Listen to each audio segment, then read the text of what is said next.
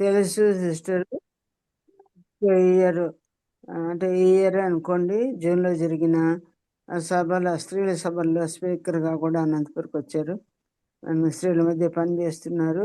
హైదరాబాద్లో ఉంటూ దేవుని పనిలో అనేక చోట్ల దేవుడు వాడుకుంటున్నాడు. నేను కూడా కర్ణాటకలో ఉండి దేవుని స్వార్థ చెప్పి వచ్చారు. వెంటనే మన మధ్యకు వాక్యం చెప్పడానికి సిద్ధంగా ఉన్నారు. సోదరికి ఈ సమయాన్ని అప్పగిస్తున్నాం. కుటుంబంలో ఉన్న సోదరులందరికీ ప్రత్యేకమైన వందనాలు తెలియజేస్తున్నాను. ముఖ్యంగా కెజి ఆంటీకి కూడా నా వందనాలు తెలియజేస్తున్నాను. పాట పాడమన్నారు కనుక మొదటిగా పాట పాడి దాని తర్వాత దేవుని వాక్యంలోనికి వెళ్దాం. నూతన సంవత్సరంలోనికి అడుగు పెట్టుచున్నాం. మన కొరకు మరి ఒక పాట, చాలా పాత ఆంధ్ర క్రైస్తవ కీర్తన పుస్తకంలో ఉన్న 406వ కీర్తన, బహుశా అందరికీ వచ్చే ఉంటుంది. ఈ పాటను పాడాలని ఆశపడుతున్నాను.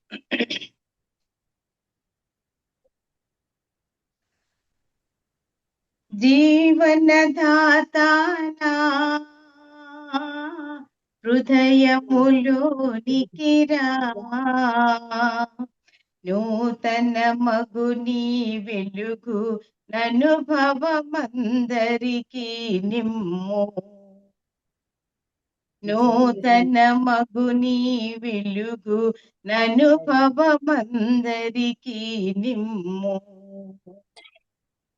నూతన జన్మమును మా కొసగి నూతన ముగమము చేయన్, నూతన జన్మము మా కొసగి నూతన ముగమము చేయన్, నూతన ఆత్మ హృదయము నిమ్ము నిన్ను నే స్తుతింపన్, నూతన ఆత్మా హృదయము నిమ్ము నిన్ను నే స్తుతింపన్,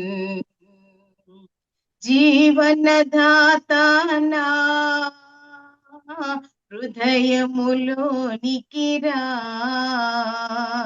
నూతన మగుని వెలుగు ననుభవమందరికి నిమ్ము,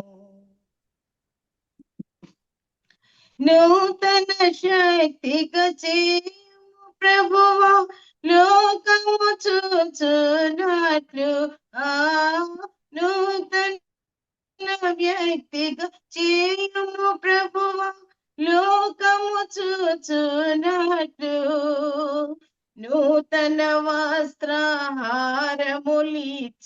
సుందరునిగా చేయుము,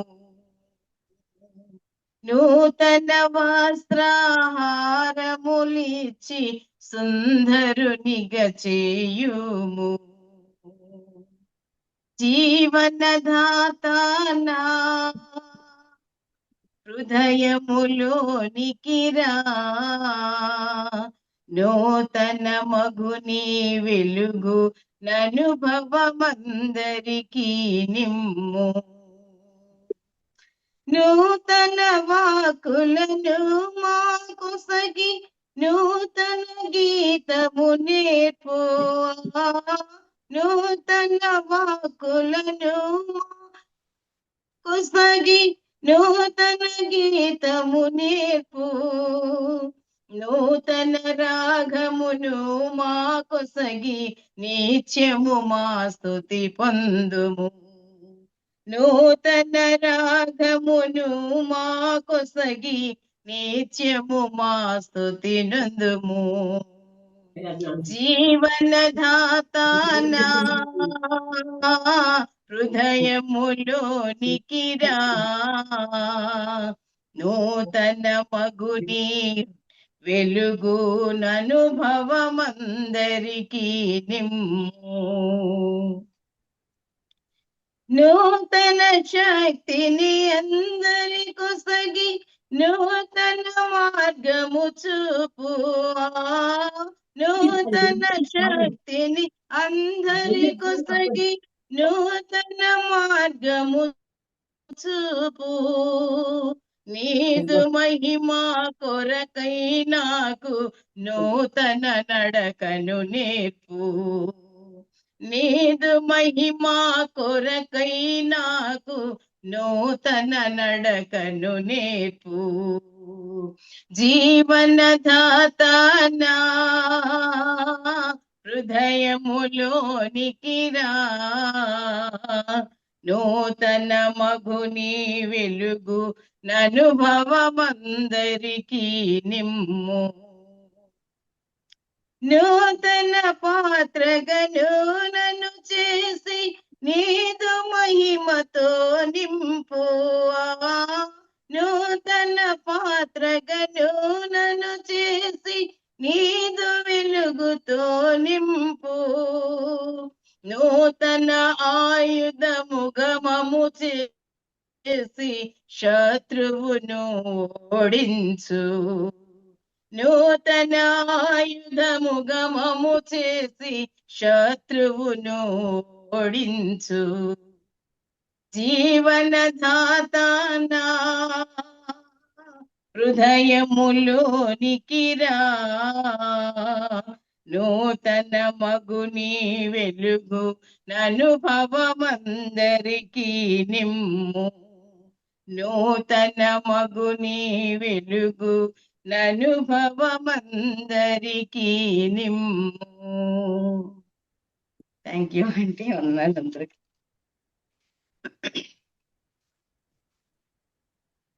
చాలా ఉన్నానండి. మాతి పాట మీరు చాలా మందికి వస్తుందేమో తెలీదు. చిన్నప్పటి నుంచి చూసిన ప్రతిదీ కూడా నూతన సంబంధమైన ఇయర్ మన మధ్యకు వస్తూ ఉండగా అన్నిట్లో నూతనం ఉంటుంది. కానీ పాడిన స్టాంజాలో అన్నింటిలో చరణాలు అన్నింటిలో నూతనం నూతనం నూతనం ఉంటుంది.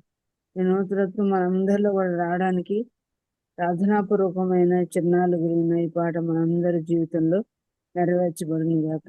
దేవునికి స్తోత్రం. కొత్త పాటలు చాలా సార్లు పాడుతున్నాం కానీ పాటలు మర్చిపోతున్నాం అనిపిస్తుంది. కనుక రాబోతున్న నూతన ఇయర్లో మన జీవితంలో ఉండవలసిన నూతన విషయాలన్నీ కూడా ప్రభు చేత మనం నింపుకుందాం గాక. సోదరికి వందనాలు. వాక్యం ఇప్పుడు మంచిదండి. దేవుని పరిశుద్ధ నామమునకు మహిమ ఘనత ప్రభావములు కలుగును గాక. మరి దేవుడు తన ఉచితమైన కృప ద్వారా 2025వ సంవత్సరం అంతా ఎస్ఆర్ ప్రేయర్ వారియర్స్ గ్రూప్ లో ఉన్న ప్రతి బిడ్డను, మనం ప్రార్థన చేస్తున్నటువంటి ప్రతి కుటుంబాన్ని, ప్రతి ఒక్క దేశంలో ఆయా దేశాల్లో ఉన్న వారిని అందరినీ కాపాడుచు మరి ప్రభు చిత్తమైతే మరలా తిరిగి 2026వ సంవత్సరంలోనికి అడుగు పెట్టే భాగ్యము ప్రభు మనకి ఇస్తాడని నిరీక్షణతో విశ్వాసంతో మనం ప్రార్థనలోనికి వెళుచు ఉన్నాం. అదే సందర్భంగా ప్రభు నూతన జీవితాన్ని, నూతన హృదయాన్ని ఇమ్మని నేను ఏం పాట పాడాలి, ఆంటీ గారు పాట కూడా నువ్వే పాడాలమ్మా మెస్సి అన్నప్పుడు ఆలోచన చేశాను. ప్రభా ఏం పాట నేను పాడగలను అని ఆలోచన చేసి ఆ యొక్క పాటను చాలా చాలా మేము కూడా చిన్నతనంలో మా తాతగారుల దగ్గర నుంచి పాడుతున్నటువంటి పాట. మరి ఆ పాటను నేను పాడటానికి ప్రభు కృప చూపించారు. అలాగే దేవుని వాక్యంలోనికి కూడా వెళ్తున్నాం. మనం అనుదినము దేవుని వాక్యాన్ని నెమరు వేసుకుంటున్నాం. అనుదినము దేవునితో, ప్రభువుతో మనం మాట్లాడుతున్నాం. ప్రభువు మనకి అనుదినము ఆయన యొక్క కృపను అనుగ్రహిస్తూ, ఆయన వాత్సల్యతను అనుగ్రహిస్తూ ఉన్నాడు. విలాపవాక్యముల గ్రంథంలో కూడా మాట చెప్పాడు కదా, అనుదినము నూతన వాత్సల్యతను మీ పైన నేను కుమ్మరిస్తున్నాను అన్నాడు. అయితే మనం నూతన సంవత్సరంలోనికి వెళ్ళక మునుపు మనలను మనం పరిశీలన చేసుకోవాలి. ప్రభువా నీకు ఇష్టం లేని ఆయాసకరమైన మార్గము, లేదా నీవు మా నుండి ఆశించినంతగా మేము మిమ్మల్ని ప్రేమించలేకపోతున్నామేమో, మిమ్మల్ని కనపరచలేకపోతున్నామే, మీకు ఇష్టమైన మార్గంలో మేము నడవలేకపోతున్నామేమో, మా జీవితంలో మరి ఎక్కడ మేము తప్పిపోతున్నామో ఈ దినము మరి దేవుని యొక్క వాక్యం ద్వారా మనం నేర్చుకోవాలని ఆశపడుచు లూకాసు వార్త 13వ అధ్యాయము 6 నుంచి 9 వచనాలు, కానీ నేను 8వ వచనాన్ని మాత్రమే మీ ముందుంచాలని 8, 9 వచనాలు చదవాలని ఆశపడుచున్నాను. లూకాసు వార్త 13వ అధ్యాయము 8, 9 వచనాలు.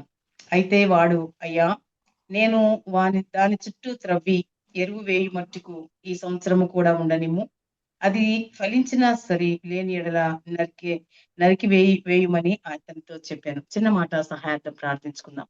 కరుణ సంపన్నుడమైన మా తండ్రి, మా నోటి మాట హృదయ ధ్యానములు మీకు అంగీకారంగా ఉండులాగున సహాయము దయచేయండి. ఎందుకు పనికిరాని నన్ను ప్రవ్వా లోకములో కొట్టుకొని పోతుండగా నాయన చిన్న వయసులోనే మీరు నాతో మాట్లాడారు. ఇదిగో నాయన, నీ ప్రశస్తమైన రక్తము ద్వారా నా పాపములను కడిగారు. నన్ను నీ బిడ్డగా, నీ సొత్తుగా, నీ సాంపాద్యంగా చేసుకున్నారు. నాయన మమ్మల్ని అందరినీ రక్షించుట కొరకై పరమును విడిచిపెట్టి భూలోకానికి వచ్చారు. శరీరధారిగా వచ్చారు. మీరు రాజుగా, మహానుభావుడుగా వచ్చుంటే మేము మిమ్మల్ని నమ్మలేకపోయి ఉండేవాడమే. కానీ మాలాంటి శరీరమును ధరించుకొని రక్త మాంసములలో పాలివాడుగా ఈ లోకంలోనికి మీరు వచ్చారు. ప్రభా, వచ్చిన మీరు మా కొరకు విమోచన క్రైదనంగా చేయబడ్డ కొరకే వచ్చారు. అలాగూ చేయబడ్డారు. మీ రక్తాన్ని చిందించారు. నాయన, మీ అమూల్యమైన రక్తం ద్వారా మా అపరాధములన్నిటినీ కడిగారు. దూరస్థులముగా ఉన్న మమ్ములను సమీపస్తులుగా చేశారు. అయ్యా, నీ రాజ్యమునకు వారసులుగా చేశారు. ప్రభువా, మా ద్వారా మీరు స్తుతించబడాలని, ఘనపరచబడాలని అయ్యా మీరు ఎంతగానో ఆశపడుచున్నారు. ఒకవేళ మేము ఈ యొక్క పాత సంవత్సరం అంతటిలో 25లో ఎంతగా మేము ఎక్కడెక్కడ తప్పిపోయామో పరిశీలన చేసుకోవటానికి సహాయం దయచేయండి. మాలో ఎన్నో ముండ్లు ఉన్నాయి, ఎన్నో రాళ్ళు ఉన్నాయి ప్రభువా. ఎదగలేని స్థితిలో ఉన్న వారు ఉన్నారు నాయన. పడిపోతున్న వారు, దిగజారిపోతున్న వారు, చల్లారిపోతున్న వారు, ఉద్యోగం లేకుండా ఉన్నవారు ఉన్నారు. ప్రియ ప్రభువా, మీరు కనికరించమని అడుగుచున్నాను. ఈ నూతన సంవత్సరంలోనికి వెళ్ళక మునుపు మమ్మల్ని మేము సిద్ధపరచుకోవటానికి మీరిచ్చిన ఈ గొప్ప భాగ్యాన్ని బట్టి నీకు వందనాలు చెల్లించుకుంటున్నాం. ప్రియ ప్రభా, దీనికి నాయకత్వం వహిస్తున్న నాయన పెద్దవారందరినీ పేరు పేరు చొప్పున దీవించండి. వృద్ధాప్యంలో నా ఆంటీని నాయన కెజి ఆంటీ గారికి మీరు ఇచ్చిన ఆరోగ్యాన్ని బట్టి వందనాలు. పట్టుదలను బట్టి నీకు స్తోత్రాలు. ఇలాగూ మాకు ఇన్స్పిరేషన్ గా ఉన్న ఆంటీని ప్రభా, మేము కూడా అలాగే నాయన వృద్ధాప్యం వరకు మీరు మమ్మల్ని కనికరిస్తే నాయన నీ పరిచర్య మరణ పర్యంతము చేయటానికి నీ సహాయమును దయచేయండి. నీ మార్గంలో నుంచి తొట్టిల్లకుండా మమ్మల్ని కాపాడండి. నాయన బలహీనరాలను నాయన ఏమాత్రము జ్ఞానం లేదు, నిష్ప్రయోజనమైన దాను నాయన నీ సిల్వ చాటును మరుగుపరచండి. నాయన నీ స్వరాన్ని మేము వినిపించండి.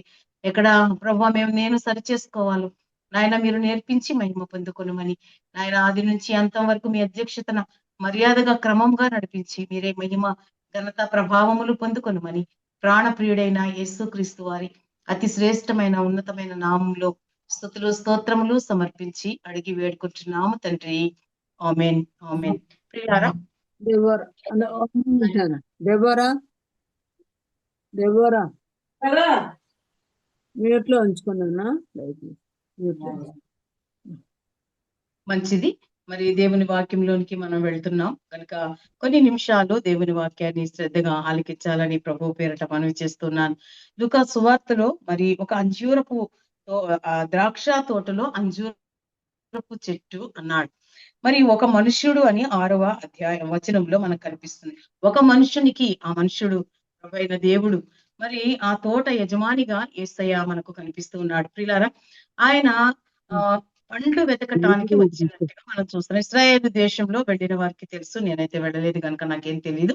ఇశ్రాయేలు దేశంలో విరివిగా కనిపించే అంజూరపు చెట్లు, అవి త్రోవ ప్రక్కన కూడా అంజూరపు చెట్లు ఉండేవట. ఇప్పుడు టూరిజం వాళ్ళు కొంత నరికి వేయటం కూడా జరిగింది అని అక్కడికి వెళ్ళొచ్చిన వారు చెప్తూ ఉన్నారు, నేను కూడా వింటున్నాను. మరి ఆ అంజూరపు చెట్టు అది త్రోవ ప్రక్కన ఉన్నటువంటిది అంజూరపు చెట్టుగా చూస్తున్నాం. అంజూరపు చెట్లు సాధారణంగా త్రోవ ప్రక్కన ఉంటాయని విన్నాం. మరి ఇక్కడ ద్రాక్ష తోటలో ఉన్నటువంటిది అంజూరపు చెట్టు ఒకటి నాటబడి ఉండెను. అయితే ప్రభువైన దేవుడు దాని యొక్క పండ్లు వెతకటానికి వచ్చాడు. ఇక్కడ అంజూరపు చెట్టు ఒక విశ్వాసిని చూపిస్తూ ఉంది. చెట్టు విశ్వాసిని చూపిస్తూ ఉంది. అంజూరపు పండ్లు విశ్వాసలో ఉండేటువంటిది తలాంతులు లేదా ప్రభువునికి ఇష్టమైనటువంటిది కార్యాలు, మనము నడవలసిన మార్గాలు, అవి మనకి చూపిస్తూ ఉన్నాయి.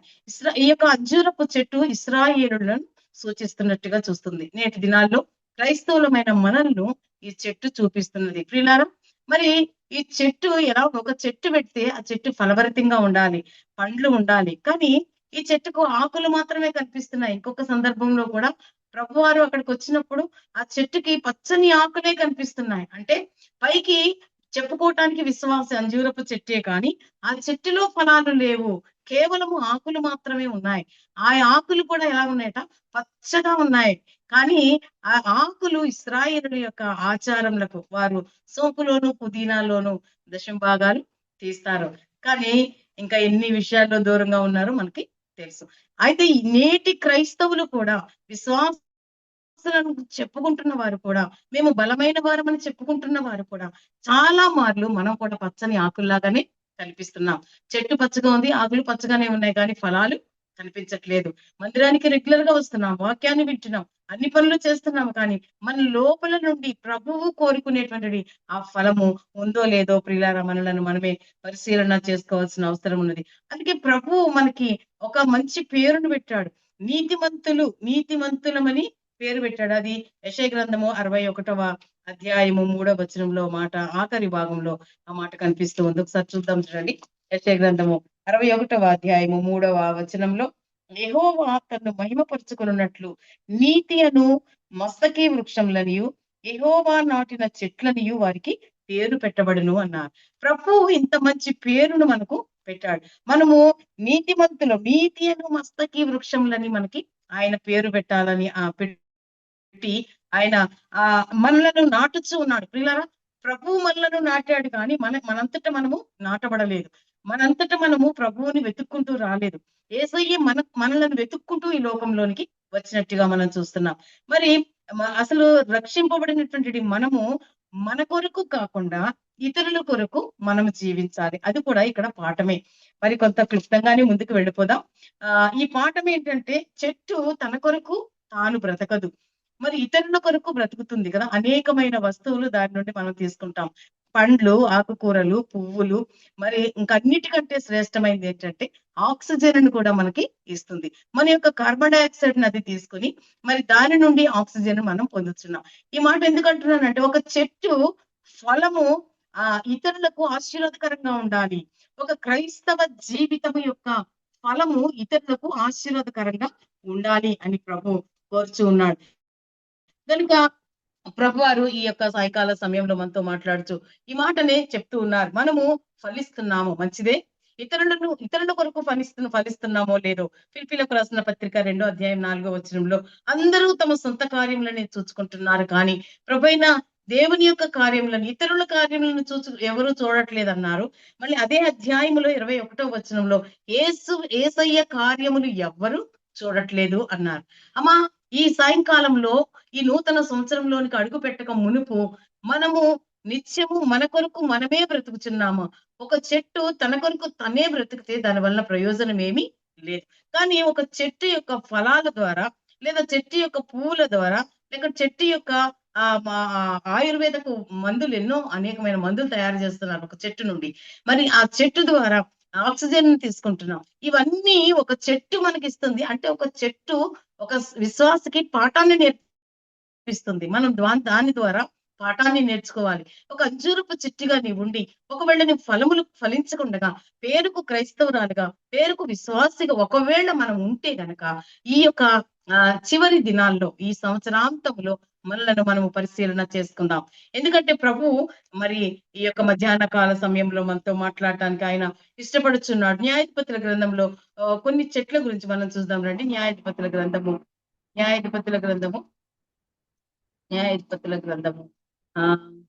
9వ అధ్యాయం 9వ వచనాన్ని ఇక్కడ నేను క్లుప్తంగా చెప్తున్నాను. ఇక్కడ 3 చెట్లు మనకి, మొదటిగా 3 చెట్లు ఇక్కడ కనిపిస్తున్నాయి 9వ అధ్యాయంలో. 1 అంజూరపు చెట్టు, 2 ఒలీవ చెట్టు, 3 ద్రాక్ష తీగ.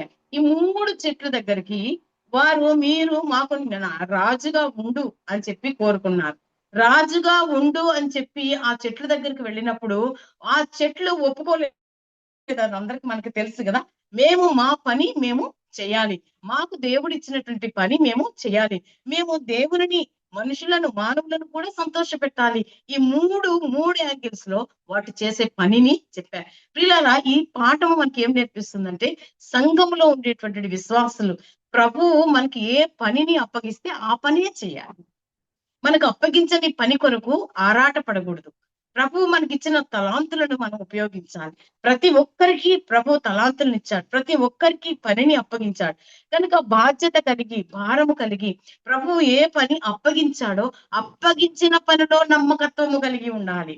ఈ యొక్క చెట్టు అంటున్నాయి చూడండి 9వ వచనంలో, మమ్మల్ని ఏలుమని ఒలీవ చెట్టు దగ్గరికి వెళ్తే అదేమంటుంది, దేని వలన నరులు సన్మానించబడుదురో, దేవునిని మానవులను దేని వలన నరులు సన్మానించుదురో ఆ నా తైలమును ఇయ్యకుండగా చెట్ల మీద రాజుగా ఉండి ఇటు అటు ఊగటానికి నేను రావాలా అని అడిగింది. అంటే నాకు దేవుడు ఏ పనిని అప్పగించాడు, ఈ సంవత్సరాంతంలో ప్రభువు నీ పైన ఏం భారం పెట్టాడు, ఏ పిలుపు కొరకు నిన్ను పిలిచాడు, ఏ పని కొరకు నిన్ను పిలిచాడు, ఏ పిలుపులో నువ్వు పట్టబడ్డావో దానికి కట్టుబడి, ప్రభా మీరు నాకు ఇచ్చిన ఈ బాధ్యత కొరకు నీకు వందనాలు, ఈ పని కొరకు నీకు వందనాలు, ఈ పనిలో నమ్మకత్వాన్ని నాకు దయచేయండి,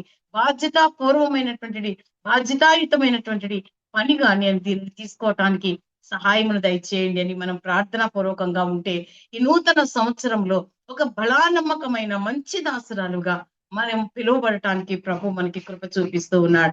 అలాగే మరలా వెళ్ళాయి, అక్కడ నుండి ఇంకో చెట్టు దగ్గరికి వెళ్ళా, అంజూరపు చెట్టు దగ్గరికి.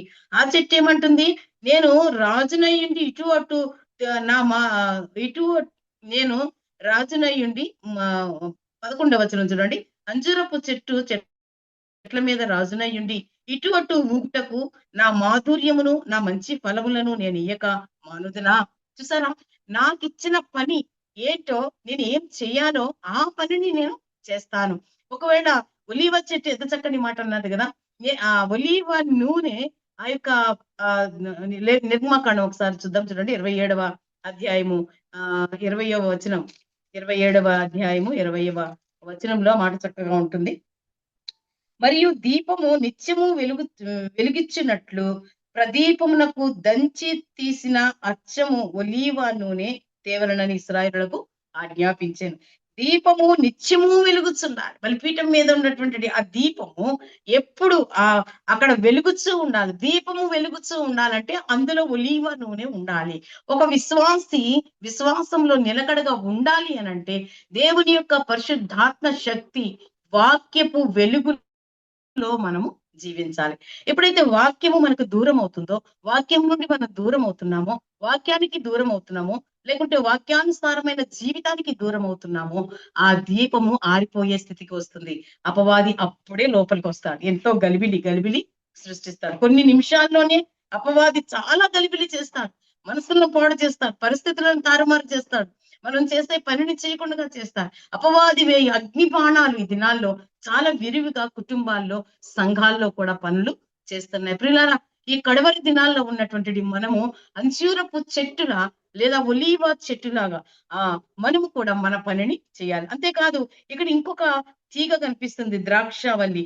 ఏమంటుంది, నేను దేవునిని మానవులను సంతోషపెట్టు నా ద్రాక్షారసమును నేను ఇయ్యక మాని చెట్ల మీద రాజునయ్యుండి ఇటు అటు ఊగుటకు నేను వస్తున్నా.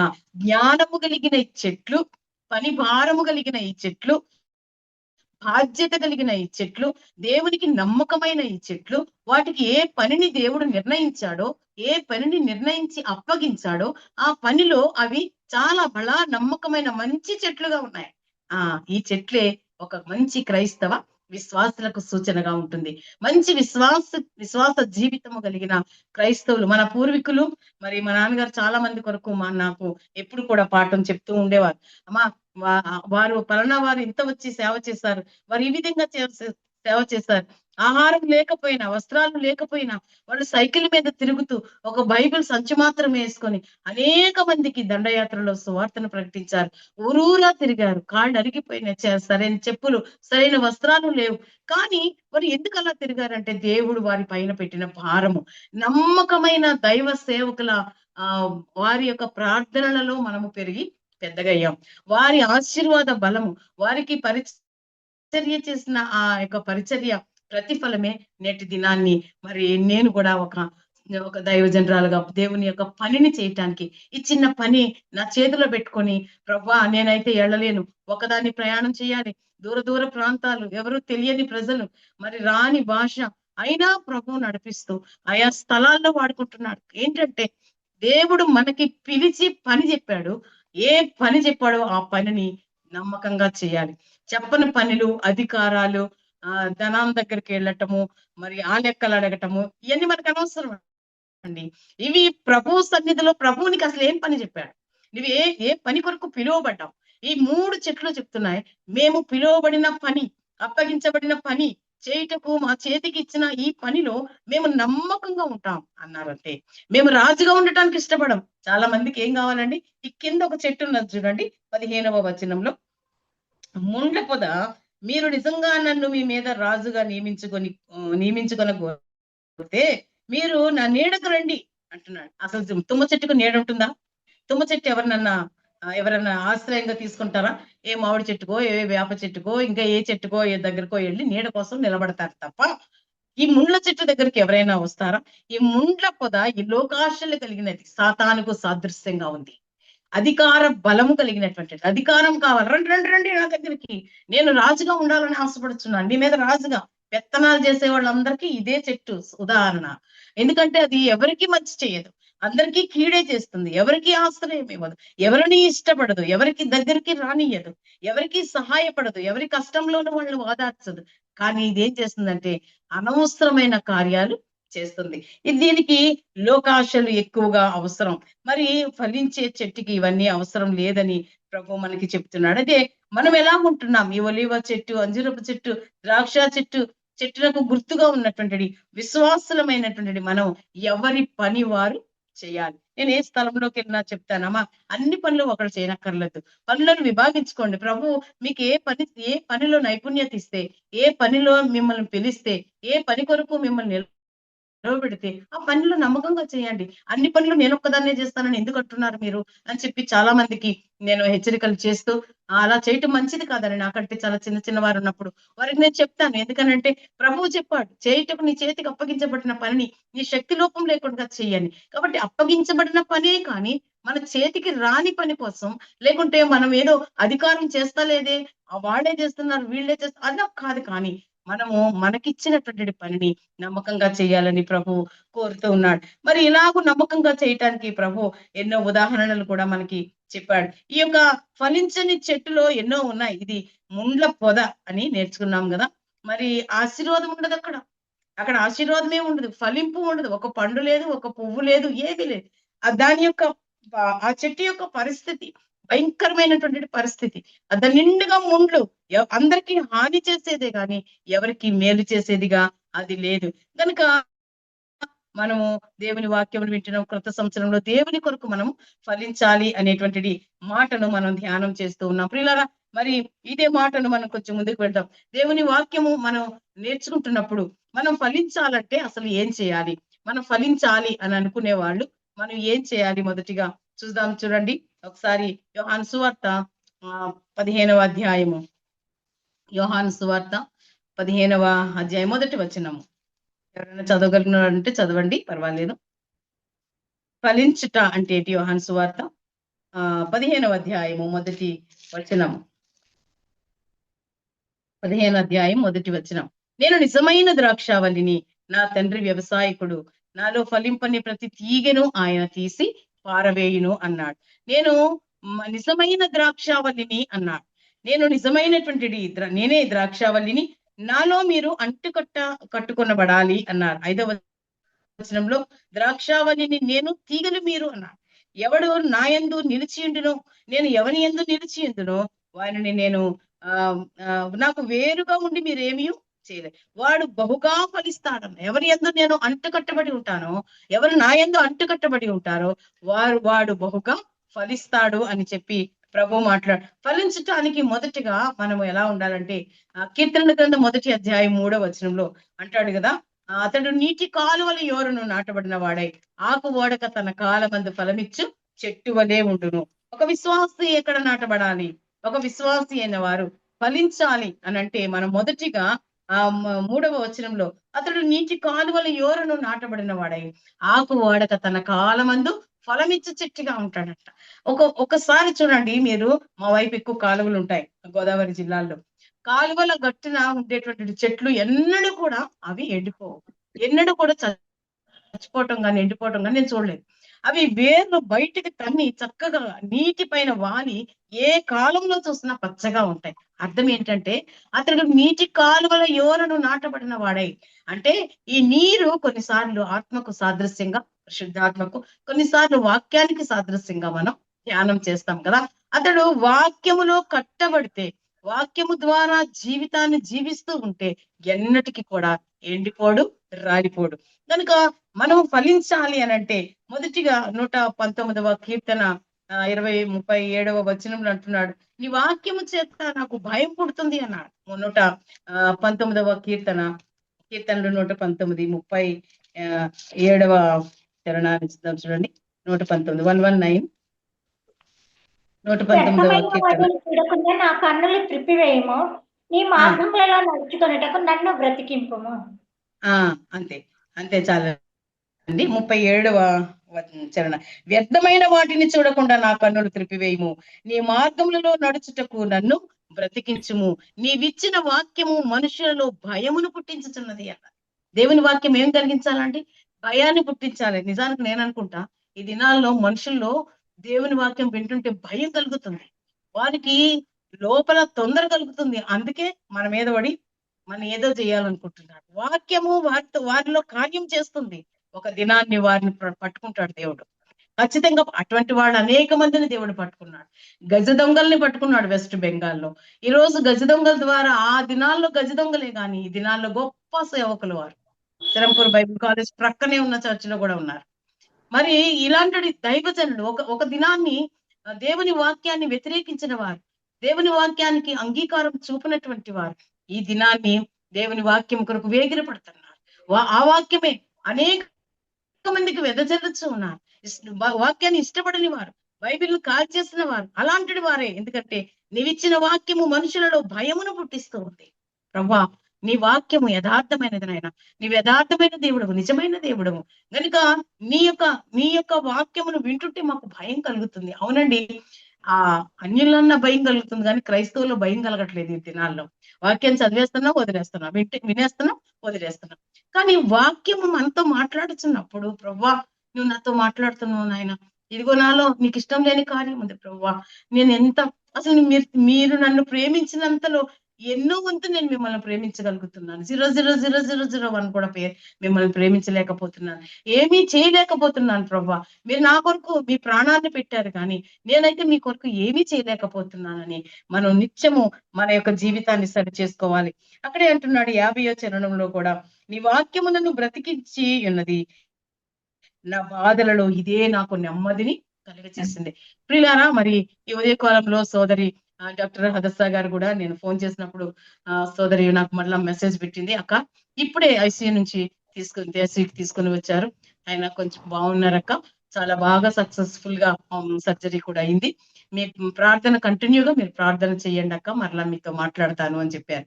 నేను వెంటనే మోకరించి దేవునికి స్తుతులు చెల్లించాను. పిల్లరా, మన కుటుంబాల్లో ఎన్నో శోధనలు ఉన్నాయి, ఎన్నో బాధలు ఉన్నాయి, ఎన్నో ఇరుకులు ఉన్నాయి, ఎన్నో ఇబ్బందులు ఉన్నాయి, ఎన్నో ఆటంకాలు ఉన్నాయి, మోకరించలేని సమయాలు కూడా ఉన్నాయి.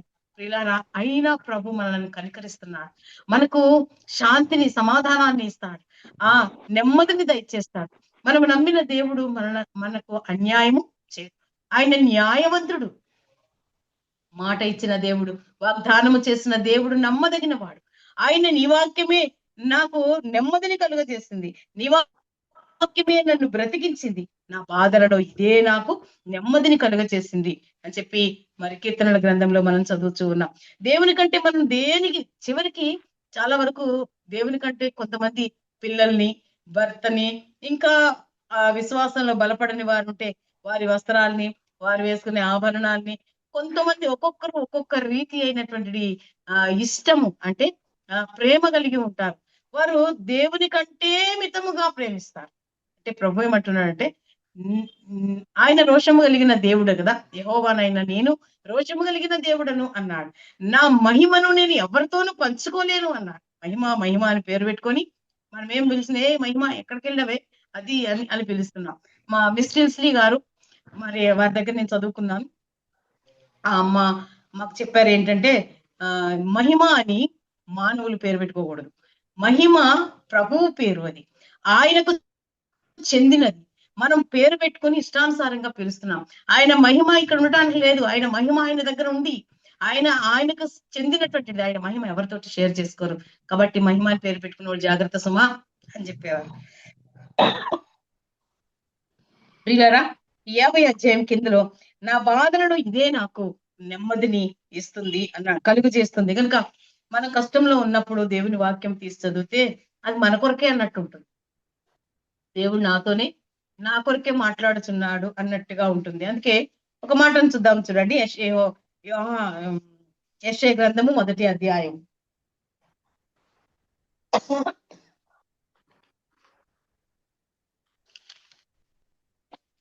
క్షమించండి, యెషయా గ్రంథము 5వ అధ్యాయము 2వ వచనం. యెషయా 5వ ఆయన అధ్యాయము. దానిని బాగుగా త్రవ్వి రాళ్ళని ఏరి అందులో శ్రేష్టమైన ద్రాక్ష తీగలను నాటించెను. దాని మధ్యను సిస్టర్ దాని మధ్యను బురుజు ఒకటి వేయించి ద్రాక్ష తొట్టిని తొలిపించెను. ద్రాక్ష పండ్లు ఫలింపవల్లని ఎదురు చూచుచుండెను గాని చూస్తుండెను కాచెను. ఇక్కడ ఈ ద్రాక్ష ఇక్కడ ఏమన్నాడు, ఆయన దానిని బాగుగా త్రవ్వి, ద్రాక్ష తోటను ఆయన బాగుగా త్రవ్వి దానిలో ఉన్నటువంటి రాళ్ళన్నీ ఏరివేసి దానికి ఎరువు పెట్టి నీరు పెట్టి దాని మధ్యలో అటు ఇటు పడిపోకుండా ఒక బురుజును కూడా పెట్టి దాని కొరకు ఎంతో శ్రద్ధ తీసుకుని దాని కాపు కొరకు ఆయన ఎదురు చూస్తూ ఉంటే అది కారు ద్రాక్షలు కాసిందట. ఇది ఎంతో మంచి పాఠం. ఒక ద్రాక్ష తోటలో ఉన్నటువంటి ఒక ద్రాక్ష వల్లివి నీవైతే నీ నుండి ఆయన మంచి ఫలాలు ఆశిస్తూ ఉంటే ఆ మంచి ఫలాలు ఫలించవలసినటువంటి పరిస్థితులు నీవు ఉండగా నీవు కారు ద్రాక్షలు ఫలిస్తున్నావే. ఆయన నిన్ను చూస్తూ ఉన్నాడు. నేను నిక్కమైన దాని కాదు. ఇర్మియా గ్రంథంలో కూడా ఒక మాట చూద్దాం. 2వ అధ్యాయం ఇర్మియా గ్రంథము 2వ అధ్యాయంలో ఇర్మియా గ్రంథం 2వ అధ్యాయం 21వ వచనం. శ్రేష్టమైన ద్రాక్షవల్లి వంటి దానిగా నేను నిన్ను నాటి తిని, కేవలము నిక్కమైన విత్తనముల వలని చెట్టు వంటి దానిగా నిన్ను నాటి తిని, నాకు జాతిహీనపు ద్రాక్షవల్లి వలె నీవెట్లు భ్రష్టమైన సంతానమైతే. ఎలాగంట? నిక్కమైన దానిగా పరిశుద్ధమైన రక్తము చేత మనలను కడిగాడు. ఆయన రక్తమే పరిశుద్ధ రక్తము. ఆయన పాపులలో చేరక ప్రత్యేకముగా ఉన్నటువంటి వాడు. మన అపరాధములను ఆయన మీద వేసుకున్నాడు. మన పాపం అంతటిని ఆయన మీద మోసాడు. ఆయన భుజాల పైన మోసాడు. ఆయన వీపు పైన మోపారు. ఆయనను పైనుండి క్రింది వరకు చిత్రహింసలు పెట్టారు. ప్రియ సోదరి, మరి ఇన్ని బాధలు అనుభవించి ఆయన చిందించిన పరిశుద్ధ రక్తము చేత నిన్ను కట్టి నిన్ను నాటి, మనల్ని మనం నాటుకోలేదని ముందే చెప్పుకున్నాం కదా. మనల్ని మనం వెతుక్కోలేదు. మనల్ని వెతుక్కుంటూ ఆయన వచ్చాడు. ఆయన తోటలో మనలను నాటాడు. మనము మంచి ఫలాలు ఫలించాలని ఆశపడ్డాడు.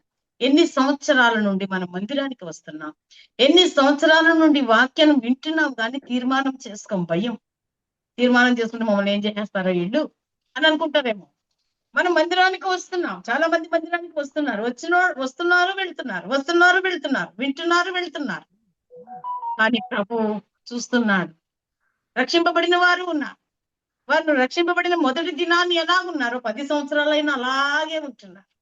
కొన్నిసార్లు వెనకెక్క కూడా వెళ్ళిపోతున్నారు. కొన్నిసార్లు మాదిరికరంగా ఉండవలసినటువంటి వారు, వయసులో పెద్దవారు, మాదిరిగా ఉండవలసిన వారు, బాధ్యతలు కలిగినటువంటి వారు కొన్నిసార్లు తప్పిపోతున్నారు. పిల్లరా, ఏ ఆత్మను నమ్మకుడని అక్కడికి వచ్చినప్పుడు నేను వర్తమానాలు మీకు ఇచ్చాను. కనుక ఏది ముండ్ల కంపో మనకు తెలియదు. మన మధ్యలోకి ఒక్కొక్కసారి ముండ్ల చెట్లు వస్తాయి, కలుపు మొక్కలు వస్తాయి. అవి నష్టం కలుగజేస్తాయి. కనుక ఏ చెట్టు ఫలభరితమైనదో, ఏ చెట్టు ఆశీర్వాదకరమైనదో, ఏ చెట్టు ఇతరులకు సహాయపడగలిగినదో, ఏ చెట్టు ఇతరులకు మాదిరిగా ఉన్నదో బోధిస్తున్న మనము మాదిరిలో ఉండాలి. నా వేషము, నా భాష, నేను నా కట్టు, నేను చేసుకునే ప్రతిదీ కూడా ఇతరులకు మాదిరిగా ఉన్నాను. అలా మాదిరిగా లేకుండా ఉంటే నేను అలా అసలు బోధ కూడా చేయటానికి నాకు ఎలాంటి యోగ్యత లేదు. పిల్లరా, నన్ను దేవుని మాటలు మాట్లాడుతున్నప్పుడు, ఇతరులతో పంచుకుంటున్నప్పుడు మన నడవడిక ముండ్ల చెట్టు వంటి వారముగా మనం ఉండకూడదు. అభ్యంతరకరమైన వ్యక్తిగా మనం ఉండకూడదు. అది సంఘంలో అయినా, సమాజంలో అయినా, గృహంలో అయినా. నీ వ్యక్తిగత జీవితం సరి చేసుకొని దేవుని వాక్యంను వినాలి.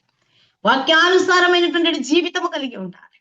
ఒలీవ చెట్టు వంటి దానిగా, ద్రాక్ష చెట్టు వంటి దానిగా, అంజూరపు చెట్టు వంటి దానిగా మనకి అప్పగించబడిన పనిని మాత్రమే మనం చేయాలి. ఈ నూతన సంవత్సరంలోకి వెళ్ళొచ్చిన మునుపు మనల్ని మనం పరిశీలన చేసుకోవాలి. ఏ పని నీకు అప్పగించాడు ప్రభు? నాకు ఏ పని అప్పగించాడు? నాకు అప్పగించిన పని తప్ప నేను వేరే పని చేయాలి. ప్రభు నాకు అప్పగించిన పనే చేస్తాను. ఏ చోటికి వెళ్ళినా ఏమి ముఖమాటం లేకుండా, ఎవరికి భయపడకుండా సువార్తను మాత్రం ఉన్నట్టు బోధిస్తాను. అన్యుల మంచికి నేను ఎక్కువగా వెళ్తూ ఉంటాను. ఎవరు ప్రభువు తెలియనటువంటి వారి మంచికి వెళ్తాను. స్త్రీలను అందరినీ దగ్గరికి తీసుకుంటాను. వారితో చాలా క్లోజ్ గా మాట్లాడతాను. వారికి ప్రభు యొక్క వాక్యాన్ని సూటిగా బోధిస్తాను. మీ కొరకే యేసుక్రీస్తు ప్రభు ఇక్కడికి వచ్చాడని చెప్తాను. మన కొరకు ప్రభువు చేసిన ఆ యాగమును, ఆ విమోచన కార్యమును, ఆ శిలువ, ఆ దృశ్యమును వారికి కళ్ళకు కట్టినట్టుగా బోధిస్తే ఇవాళ కాకపోతే రేపైనా ప్రభువుని అంగీకరిస్తాడు. ఒకరిని అగ్నిలో నుండి లాగినట్టుగా మనం వారిని లాగాలని ప్రభు పేరిట మనం చేస్తున్నాం. ఏ చెట్టుగా నీవు ఉన్నావు, నూతన సంవత్సరంలోనికి వెళ్ళక ముందు ఎక్కడైనా ఒకవేళ ఆ తుమ్మ చెట్టు, ముళ్ళ చెట్టుకున్నటువంటి స్వభావం ఉందేమో, ఎవరికైనా హాని కలిగిస్తున్నామేమో, ఎవరినైనా నొప్పిస్తున్నామేమో, ఎవరి దగ్గర నుంచైనా సమాధానం లేకుండా ఉన్నామేమో, అసమాధానము కలిగి నూతన సంవత్సరంలోనికి వెళుతున్నామేమో. పోయిన సంవత్సరం ఇదే బతుకు, కొత్త సంవత్సరంలో ఇదే హ్యాపీ న్యూ ఇయర్. మళ్ళీ హ్యాపీ న్యూ ఇయర్, హ్యాపీ లోపల లేదు, లోపల సమాధానం లేదు. కానీ మనం ఎక్కడికి సంవత్సరము వెంబడి సంవత్సరము, హబక్కుకు 2వ అధ్యాయము 2వ వచనంలో, 3వ అధ్యాయం 2వ వచనంలో అంటాడు, ఏమంటాడు? సంవత్సరంలో గతించిపోవచ్చుండగా, జరుగుతుండగా నీ గొప్ప కార్యములను నువ్వు చేస్తున్నావు. ఆయన కార్యములను ఆయన చేస్తున్నాడు. సంవత్సరం వెంబడి సంవత్సరం గతించిపోతూ ఆయన నూతన వాత్సల్యత మన పైన కుమ్మరిస్తూ ఉన్నాడు. కానీ మనం ఏమి ఇచ్చి ప్రభు రుణాన్ని తీర్చుకుంటున్నాం? అసలు ఏ విధంగా ప్రభుతో మనం సాన్నిహిత్యం కలిగి ఉంటున్నాం? ఆయన సన్నిధిలో, ఆయన దగ్గరకు మనం ఎలాగొస్తున్నాం? ఆయన తోటలో నాటబడిన ఒక చెట్టుగాని ఉన్నావు. నువ్వు ఎన్ని ఫలాలు ప్రభువునకు ఫలిస్తున్నావు? ఎంతమంది, ఎన్ని ఆత్మలను నువ్వు మందిరానికి తీసుకుని వస్తున్నావు? ఏ ఆత్మ నీ ద్వారా ఆశీర్వదింపబడింది? ప్రియులారా, మన పెద్దవారు కెజియా ఆంటీ గారు నాకు పొద్దు నుంచి చెప్తున్నారు, నేను పలానా స్థలానికి వెళ్ళా అన్ని వాయిస్ మెయిల్ లో కూడా పంపించారు కదా, చూసాం కదా, మనం విన్నాం. నేను చాలా ఆశ్చర్యపోతాను. ఇంత పెద్ద వయసులో కాళ్ళు కూడా సరిగా సహకరించినప్పుడు నొప్పులతో బాధపడుతూ, అందరికీ నొప్పులు, పెద్దవారికి ఇంకా ఎక్కువ, ఈ చలి వలన ఇంకా ఎక్కువ ఉండగా ఆంటీ అసలు ఎలాగ చేస్తున్నారు ఈ ప్రయాణాలన్నీ? కూర్చొని ఎంతసేపు కూర్చొని ఎలాగ మాట్లాడుతున్నారు? అసలు ఎంత గొప్ప డెడికేషన్ ఇది! ప్రభువుకి తనను తాను సమర్పించుకోవటం అంటే ఇదే. మనలను మనం సమర్పించుకోవాలి, సజీవ యాగముగా మనలను మనం సమర్పించుకోవాలి. వయసు ఉన్నా లేకపోయినా, మరి బలం ఉన్నా లేకపోయినా, ఆయన ఉన్న బలములోనే, ఉన్న వయసులోనే, ఉన్న శక్తిలోనే, సామర్థ్యంలోనే ప్రభువునకు సంపూర్ణంగా ప్రభు కార్యాలు చేయటానికి. అందరూ తమ సొంత కార్యంలోనే చూసుకుంటున్నారు, ఇళ్లలో పనులే చేసుకుంటున్నారు, కానీ ఎవ్వరూ ప్రభు మందిరంలో పనులు చేయట్లేదు. అని దేవుని మహాకృప చేత మరి చాలా మంది మరి గాస్పుల్ అసెంబ్లీలో అందరూ కలిసి పని చేయటం నేను చూస్తాను. నేను అక్కడికి వచ్చాను కనుక చూస్తాను. పిల్లారా, మరి మనము ఇక్కడ ఇర్మియా గ్రంథంలో చెప్పినట్టుగా ఈ యొక్క భ్రష్టమైనటువంటిది ఒకవేళ సంతానంగా మార్చబడుచున్నామేమో. ఆయనైతే శ్రేష్టమైన దానిగా నిన్ను కడిగాడు, ఆయనైతే ఉన్నతమైన దానిగా నిన్ను చేశాడు, ఆయన పరిశుద్ధపరిచాడు, పరిశుద్ధ రక్తమును నీకు ప్రోక్షణ చేస్తాడు. అయితే ఇప్పుడు ఒకవేళ ఎక్కడైనా లోపల అక్కడక్కడ ముళ్ళున్నాయేమో, తుమ్మ చెట్టుకున్నటువంటి ముళ్ళు మనకున్నాయేమో, తీసివేద్దాం. అవే డాగులుగా కనిపిస్తున్నాయట. మన మన మన యొక్క హృదయము అప్పుడప్పుడు మచ్చలు కనిపిస్తూ ఉంటుందంట. ఇప్పుడు సిటీ స్కాన్ తీస్తే తెలుస్తుంది, అక్కడక్కడ మచ్చలు కనిపిస్తున్నాయట. ఏమిటా మచ్చలు? దేవునికి ఆయాసకరమైన మార్గాలు. ప్రియులారా, ప్రభువు అలాంటి మచ్చలను లేదా అలాంటి డాగులను ఆయన రక్తం చేత పరిశుద్ధపరిచి మనలను ఆయన బిడ్డలుగా ఉంచులాగా ప్రార్థన చేద్దాం. ఎందుకంటే యోహాను సువార్త 1వ అధ్యాయము 14వ వచనంలో, యోహాను సువార్త 1వ అధ్యాయము 14వ వచనంలో ఒక మాట ఉన్నది చూడండి. ఆ వాక్యము శరీరధారి అయి కృపాసత్య సంపూర్ణుడుగా మన మధ్య నివసించెను. తండ్రి వలన కలిగిన ద్వితీయ కుమారుని మహిమ వలె మనం ఆయన మహిమను కనుగొంటిమి. ఆ వాక్యమే శరీరధారిగా మన మధ్య నివసిస్తూ ఉన్నది కదండి. ఆ వాక్యమే 1వ వచనంలో ఏమంటున్నాడు? ఆదియందు వాక్యముండెను, వాక్యము దేవుని యొద్ద ఉండెను, వాక్యము దేవుడై ఉండెను, ఆయన ఆదియందు దేవుని యొద్ద ఉండెను, సమస్తమును ఆయన మూలముగా కలిగి. ఆదియందు దేవుడు ఉన్నాడు, వాక్యము దేవుని యొద్ద ఉన్నది, ఆ వాక్యమే శరీరధారిగా కృపాసత్య సంపూర్ణుడిగా ఈ లోకంలోనికి వచ్చినట్టుగా మనం చూస్తున్నాం. పిల్లరా, మరి ఈ దేవుని మనం ఆరాధన చేస్తున్నామా? ఈ దేవుని మనం ఆరాధన చేస్తే ప్రభు ఈ దినాన్ని మనతో మాట్లాడుచున్నాడు కనుక ఇర్మియా గ్రంథము 17వ అధ్యాయము ఒకసారి వద్దాం రండి. 8వ వచనానికి. ఇర్మియా గ్రంథము 17వ అధ్యాయము 8వ వచనము. వాడు జలముల యొద్ద నాటబడిన చెట్టు వలె ఉండును, అది కాలువల ఓరను దాని వేళ్ళు తన్నును, వెట్ట కలిగినను దానికి భయపడదు, అది దాని ఆకులు పచ్చగా నుండును, వర్షం లేని సంవత్సరమున చింతనుందదు, కాపు మానదు అన్నాడు. చూడండి, జలముల యొద్ద, వాడు జలముల యొద్ద నాటబడిన చెట్టు వలె ఉండును. ఎవరు? ఒక విశ్వాస ఎలా ఉండాలంటే జలముల దగ్గర నాటబడాలి. వారి జీవితంలో ప్రతినిత్యము వాక్యం ఉండాలి, ప్రార్థన ఉండాలి, ప్రభువుతో మాట్లాడాలి, ప్రభువు వారితో మాట్లాడాలి, ప్రభువు మనతో మాట్లాడాలి. ఎలా మాట్లాడతాడండి? పొద్దున్నే వచ్చి నన్ను తన దగ్గర నుండి లేపి నాతో మాట్లాడతాడండి. యేసు ప్రభు నా దగ్గరికి వస్తాడు పొద్దున్నే అని చెప్పే అబద్ధ బోధకులు ఉన్నారు. ప్రభు ఎలా మాట్లాడతాడండి మనతో? పరిశుద్ధ లేఖన భాగంలో నుండి మాట్లాడతాడు, పరిశుద్ధ గ్రంథంలో నుండి మాట్లాడతాడు. వాళ్ళు బైబిల్ చదవరు, ఎంతసేపు ఇవే చూస్తారు. ఆయన వచ్చాడు, నా దగ్గర నిలబడ్డాడు, నన్ను లేపాడు, నన్ను తట్టాడు, ఇలాంటి మాటలు చెప్తూ ఉంటారు. అసలు బైబిల్ చదవరు. బైబిల్లో మాటలు ఉన్నాయో లేవో వారికి తెలియదు. కనుక వాక్యం ద్వారా ప్రభు మనతో మాట్లాడతాడు. కనుక ఖచ్చితంగా మనం దేవుని వాక్యాన్ని ప్రతినిత్యము చదవాలి అని చెప్పి, అతడు నీటి కాలువల యొరన నాటబడిన చెట్టు వలె, ఆ చెట్టు పచ్చగా ఉంటుంది, దాని ఫలాలు, అది తన కాలములో ఫలాలు ఇస్తుంది, తమ కాలములో అవి ఫలాలను ఇస్తుంది. మరి మన కాలంలో మనం ఫలాలను ఇస్తున్నామా? ఇంతకాలము దేవుని వాక్యాన్ని మనం వింటున్నాం, మనం అనేకమైన సంవత్సరాల నుంచి వింటున్నాం. రక్షింపబడి ఎన్ని సంవత్సరాలు అయిందో, నువ్వెన్ని ఫలాలు ఫలించావు, ఎన్ని ఆత్మలను మందిరానికి తీసుకుని వచ్చావు, ఎన్ని ఆత్మలకు నీకు చాతనైన రీతిలో నువ్వు సువార్తను బోధించావు. మా దేవుడే గొప్ప, మీ దేవుడు కాదు అనేటువంటి ప్రసంగాలు దయచేసి ఎవరు చేయకండి.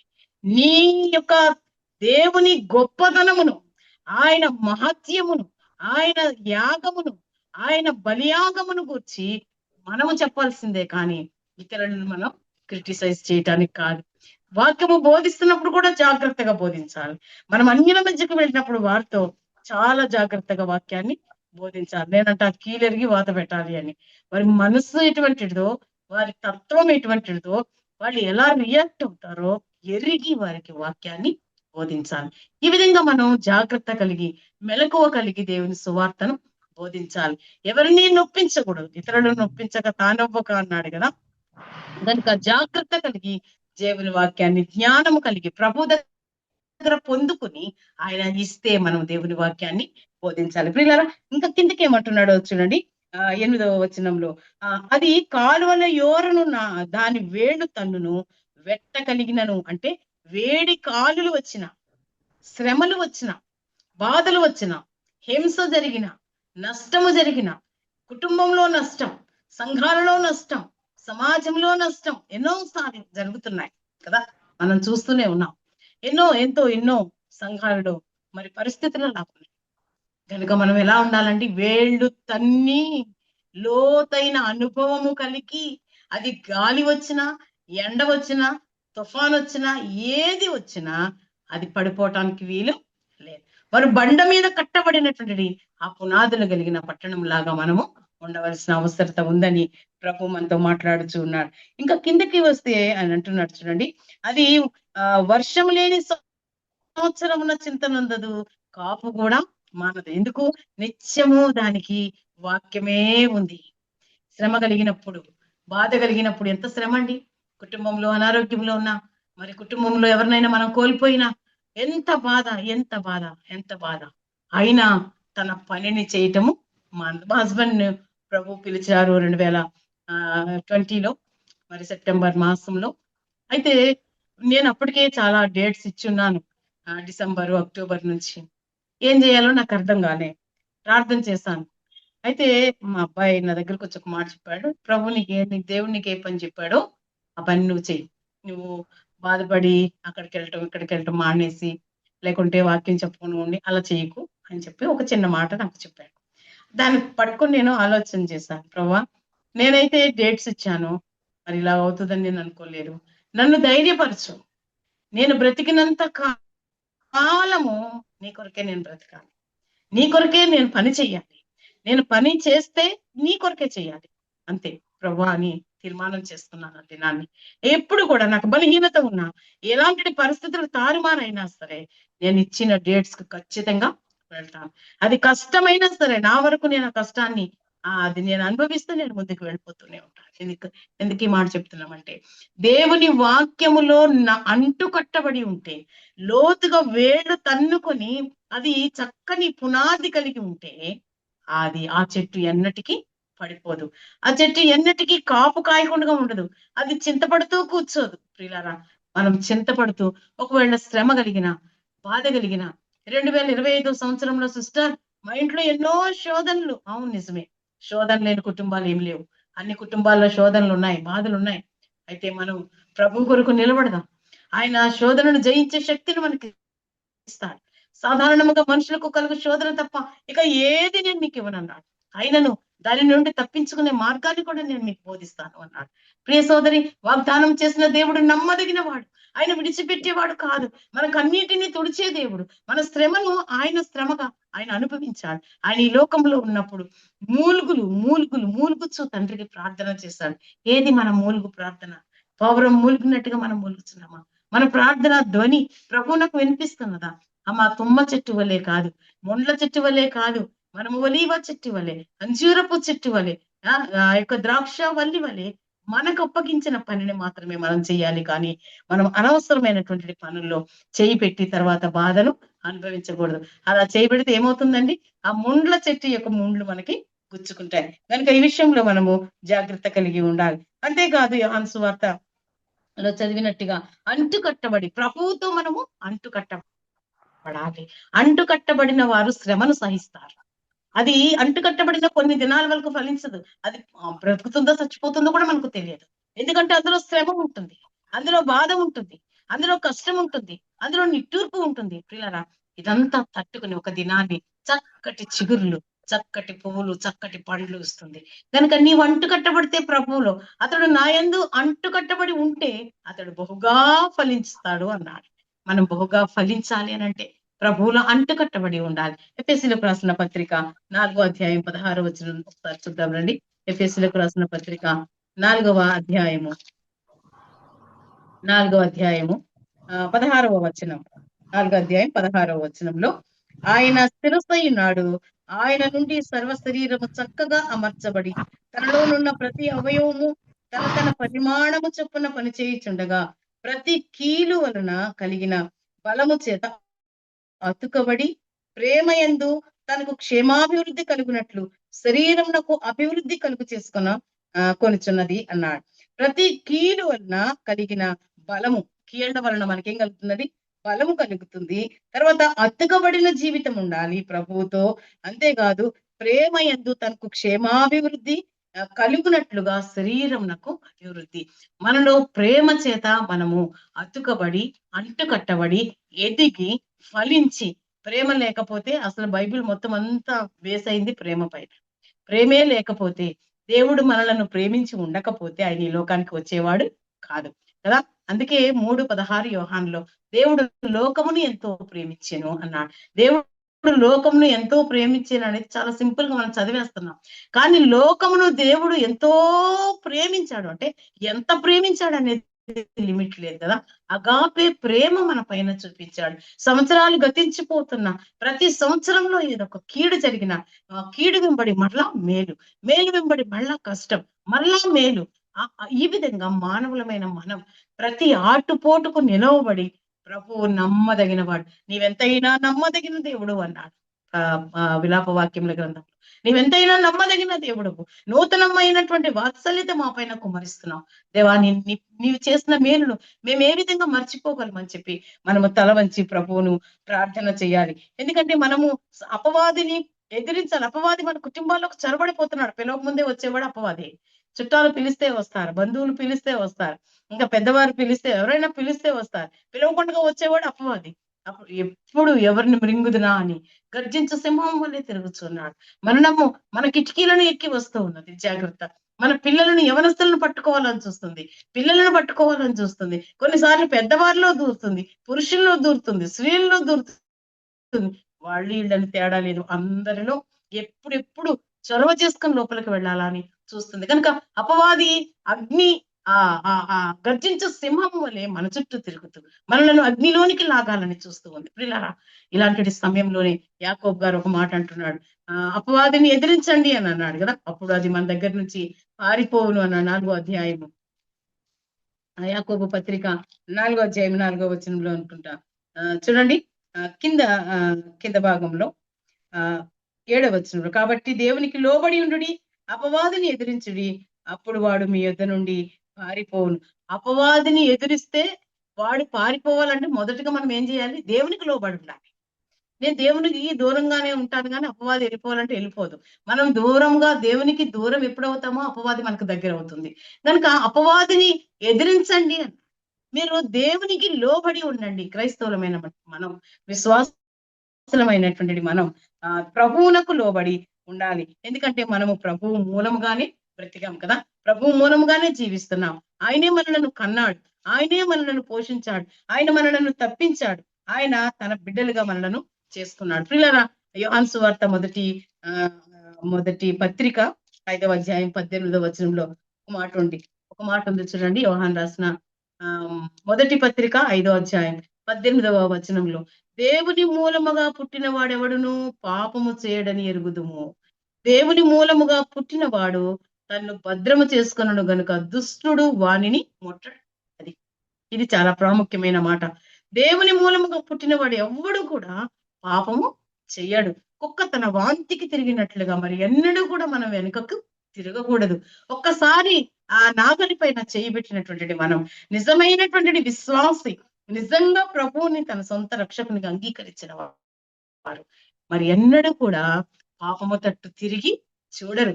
మా చిన్నగా ఉన్నప్పుడు మేము రోడ్డు మీద నడుస్తుంటే ఒకవేళ అటు ఇటు చూస్తుంటే అప్పుడు మాకు సినిమాలు ఉంటాయని, ఈ పోస్టర్లు గోడల మీద ఉంటాయనే సంగతి కూడా మాకు తెలియదు. ఆ సమయంలోనే మా నాన్నగారు చెప్పేవారమ్మా, అటు ఇటు చూడకండి అని చెప్పేవారు. మేము బెంగాల్లో ఉన్నప్పుడు కూడా అదే మాట చెప్పేవారు, అటు ఇటు చూడకండి. అటు ఇటు చూస్తే ఏమవుద్ది అని అనుకునేవారు. తర్వాత తెలిసింది ఏంటంటే ఇలాంటివి ఉంటాయి గోడల మీద, అవి చూడకండి అని ఆ అర్థం ఆయన చెప్పిన మాటకి. కానీ నిజమే ప్రియులారా, నిజంగా మనం నడుస్తున్నప్పుడు లేదా మనం మాట్లాడుతున్నప్పుడు మన యొక్క జీవితాల్లో తెలియకుండా మనం ఎన్నిసార్లు మన కళ్ళు ఎటు వెళ్తున్నాయి, మన కాళ్ళు ఎటు వెళ్తున్నాయి, మన తలంపులు ఎటు వెళ్తున్నాయి ఒకసారి ఆలోచన చేసుకుందాం. ఈ పాత సంవత్సరం అంతా 25 సంవత్సరాలు ఒకవేళ మన కళ్ళు ఎక్కడికన్నా వెళ్ళిపోయినాయేమో, మన నోరు ఇష్టానుసారంగా మాట్లాడితేమో, లేకుంటే మన శరీరము దేనికైనా అప్పగించబడుతుంది, పాపానికి అప్పగించబడుతుంది. దేవుని మూలముగా పుట్టినవాడు మన ఎన్నడూ కూడా పాపం తట్టు చూడడు. ప్రభు మనలను అలాగూ ప్రతిష్ఠించాలి, ప్రభు కొరకే మనం జీవించాలి. ప్రియ సోదరి, ఈ యొక్క సాయంకాల సమయంలో ప్రభు మనతో మాట్లాడుచున్నాడు. అందుకే అంటున్నాడు, మీ పిల్లలకు భక్తి గల వారి వలె భక్తిని నేర్పించండి. ఎందుకంటే యోవేలు గ్రంథంలో ఉన్నాడు, చీడ పురుగులు, పసర పురుగులు, గొంగళి పురుగులు అన్నాడు. ఒకటి తిరివేసిన దానిని ఒకటి విడిచిపెడితే ఇంకొకటి.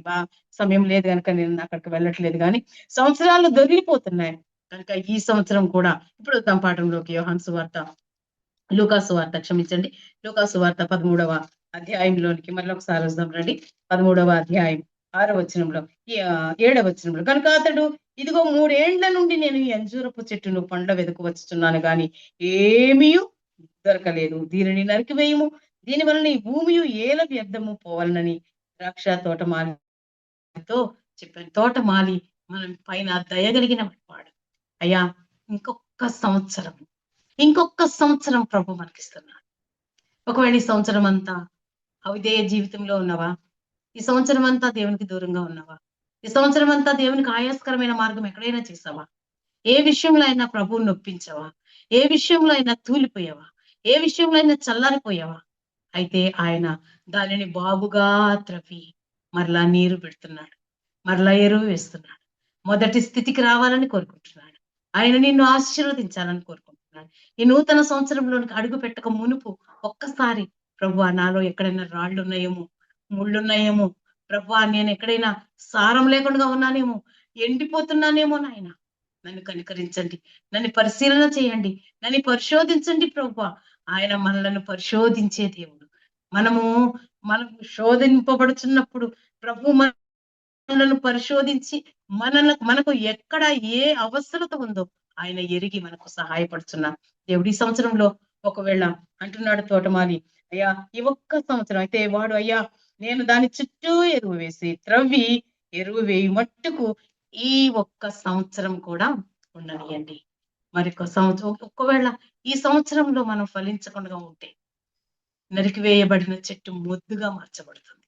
మొద్దుగా మార్చబడిన చెట్టు ఎండి అగ్నికి ఆహుతి అయిపోతుంది. ప్రియులారా, ప్రభు మనతో మాట్లాడుచున్నాడు సంవత్సరాంతంలో. నువ్వే చెట్టు వల్లే ఉంటున్నావు. ఆ 3 చెట్లు వాటి పని అవి చేసినాయి. దేవునిని మహిమపరిచింది, యాజ్ వెల్ యాజ్ మనుషులను కూడా సంతోషపెట్టింది.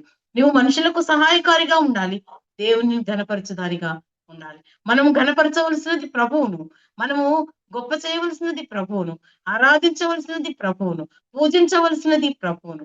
కానీ మనుషులను ప్రేమించాలి, మనుషులకు సహాయము చేయాలి, మనుషులకు ఎడల మాదిరి కలిగి ఉండాలి. మాదిరి లేని జీవితము క్రైస్తవ జీవితము కాదు ప్రియులారా. గనుక ఏ యొక్క నూతన సంవత్సరంలోనికి అడుగు పెట్టక మునుపు ఒక్కసారి మనలను మనమే పరిశీలన చేస్తాం. అవును ప్రభువా, నేను ఎక్కడైనా తూలిపోతున్నానేమో, ఎక్కడైనా జారిపోతున్నానేమో, ఒకవేళ నూతనమైనటువంటి సంవత్సరంలో నూతన హృదయాన్ని దయచేయండి నాకు. ఇదిగో నాయన, మీరు నీరు కట్టండి, మీరు ఫలింప చేయండి, నాలో ఉన్నటువంటి రుగ్మత అంతటినీ తీసివేయండి. మీ యొక్క అమూల్యమైన రక్తం చేత నన్ను కడగండి. నూతన సంవత్సరంలోనికి వెళుతున్న నాకు నూతన సంవత్సరాలు వస్తూనే ఉంటాయి, కానీ ఒకవేళ నూతన హృదయము మనకి దయచేయమని ప్రార్థన చేయాలి. నూతన హృదయం మనకు లేకపోతే ప్రభు ఆయన సమీపంగా ఉన్నాడు, నూతన హృదయాన్ని మనకి ఇవ్వటానికి ఇష్టపడుతూ ఉన్నాడు. అట్టి దేవుడు ఇప్పుడు మనకి ఎల్లప్పుడూ తోడుగా ఉంటున్నాడు. అందుకే 2000 సంవత్సరముల క్రితమే ఆయన ఈ లోకంలోనికి రిక్తునిగా వచ్చాడు. శరీరం ఎందుకు వేసుకొని వచ్చాడు, ఎందుకు చనిపోతున్నాడు, ఎందుకు దెబ్బలు తింటున్నాడు అంటే, నేను పొందవలసిన శిక్ష యావత్తు నా ప్రభువు అనుభవించాడు. నిశ్చయముగా నేను అనుభవించవలసిన శిక్ష, నేను అనుభవించలేని బలహీనురాలను గనుక, నేను అనుభవించలేక నిత్య నరకంలోనికి వెళ్ళిపోతాను గనుక, నా కొరకు, మనందరి కొరకు ప్రభు ఈ లోకంలోనికి వచ్చాడు. ఆయన మన శరీరమును దాచాడు, మన రక్త మాంసములలో పాలివాడయ్యాడు. ఆయన లోకంలోనికి రావటానికి కారణం అనాది సంకల్పంలో, ఆయన ప్రణాళికలో, జగత్ పునాది వేయబడక మునిపే ఆయన ప్రణాళికలో నీవు నేను ఉన్నాం. ఆయన అరచేతిలో మనలను చెక్కి, చూడము నా అరచేతుల మీద నేను నిన్ను చెక్కి ఉన్నాను, ఆయన అరచేతుల మీద నిన్ను నన్ను చెక్కి ఉన్నాను. ఆయన చెక్కిన దేవుడు మరిచే దేవుడు కాదు. ఆయన మనం జారిపోతున్నా సరే చెయ్యి పట్టుకుని బయటికి లాగే దేవుడు. ఆయన వెలుపలికి తీసుకొని వచ్చాడు, చీకటిలో నుండి, ఆ ఊపిలో నుండి, ఆ పాపాంధకారంలో నుండి, ఆ మరణ భయములో నుండి, దాస్యం అనే కాడి క్రింద నుండి వెలుపలికి తీసుకొని వచ్చిన ప్రభు నేడు నిన్ను ప్రేమిస్తున్నాడు. ఇంకా ఎవరైనా ఈ యొక్క సంవత్సరంలో ప్రభువునకు మీ హృదయాన్ని ఇవ్వకపోతే, ఇదే మిక్కిలి అనుకూలమైన దినం, ఇదే రక్షణ దినం. ప్రభు మనల్ని పిలుస్తూ, ఇంకా సమయం లేదమ్మా, ఇదిగో నేను వచ్చే రాకడ బహు సమీపంగా ఉంది, కొందరు ఆలస్యం అనుకుంటున్నట్లుగా ప్రభు ఆలస్యం చేసేవాడు కాదు, కానీ అందరూ అంతటా మారు మనసు పొందాలని ఆయన ప్రణాళికే ఉన్నది. కనుక ప్రియ సోదరి, ప్రియ చెల్లి, ప్రియ తల్లి, ఇంకా ఎవరైనా ప్రభు అయిన యేసుక్రీస్తును సొంత రక్షకునిగా అంగీకరించని వారంటే, ఇదిగో ఆ చెట్టు అయితే పిలుస్తుంది నా దగ్గరికి రా, నేను నీడనిస్తానని, కానీ మన ప్రభు పిలుస్తారు, రండి రండి నా ఎద్దుకు రండి, నా ఎద్దుకు వచ్చి వారిని నేను ఇంత మాత్రమును త్రోసివేయనన్నాడు. ఆయన శాంతిని, ఆయన సమాధానాన్ని, ఆయన విమోచనమును, ఆయన పరలోక రాజ్యంలో పౌరసత్వాన్ని మనకు అనుగ్రహించడానికి ప్రభు సమీపంగా ఉన్నాడు. కనుక దేవుడి మాటలను మన కొరకై దీవించి ఆశీర్వదించి నూతన సంవత్సరంలోనికి నూతన హృదయంతో ప్రవేశించలాగిన కృప చూపించును గాక. ఆమేన్. చిన్న మాట ప్రార్థన చేసుకుందాం. కరుణా సంపన్నుడైన మా తండ్రి, మన ఆయన, ఇంతవరకు మీరు మా మధ్య మీ సంచారం ఉంచినందుకు నీకు స్తోత్రాలు. ఆయన మా జీవితాలను మేము పరిశీలన చేసుకుంటున్నాం. నీకు అంగీకారమైన యోగ్యమైన జీవితం ఉందో లేదో, నీకు ఆయాసకరమైన మార్గం నాలో ఉంటే ప్రభువా, ఇదిగో నాయన, ఈ యొక్క సంవత్సరాంతంలో ఉన్నాం నూతన హృదయముతో, ఆయన నూతన జీవముతో, ఆయన నూతన తలంపులతో, నూతనమైన ఉజ్జీవముతో, ఆయన నూతన సంవత్సరంలో అడుగు పెట్టడానికి మీ కృప చూపించమని, నిశ్చితమైతే ప్రభువా, మా యొక్క నాయన జీవిత కాలములను మీరు పొడిగించి ఆయన నూతన సంవత్సరంలోనికి అడుగు పెట్టే భాగ్యాన్ని ఇవ్వటానికి మీ చిత్తమైతే ప్రభు మాకు సహాయమును దయచేయమని, వాక్యములకు నీరు కట్టి ఫలింప చేయండి. విన్న వాక్యము ఆయన విన్న హృదయాలన్నిటికీ జీవమును దయచేసి మాలో నాయన నీ కార్యమును జరిగించి మీరే మహిమ, ఘనత, ప్రభావములు పొందుకొనమని ప్రాణప్రియుడైన యేసుక్రీస్తు వారి అతి శ్రేష్టమైన ఉన్నతమైన నామంలో స్తుతించి స్తోత్రించి అడిగి వేడుకుంటున్నాము తండ్రి. ఆమేన్. ఆమేన్. వందనాలంటే అందరికీ వందనాలండి. వందనాలక్క. జయ గారు వందనాలండి. వందనాలంటే వందనాలు. స్తోత్రం అండి. వాక్యం తెలియజేసిన సోదరికి కూడా వందనాలు. మరొక సంవత్సరం కూడా మూడు సంవత్సరాల నుంచి ఎదుగుతున్న పనులు ప్రభుకి కల్పించినప్పుడు దాని గురించి ప్రభు ఎంతో విచారపడుతున్నాడు. 3 సంవత్సరాలకే ఫలితం ఆయన ఎదుగుతున్నప్పుడు మనం రక్షించబడి ఎన్ని సంవత్సరాలు మూడు ప్రక్కన సున్నా గుర్తు 30 సంవత్సరాలు అయిందేమో ప్రభుత్వం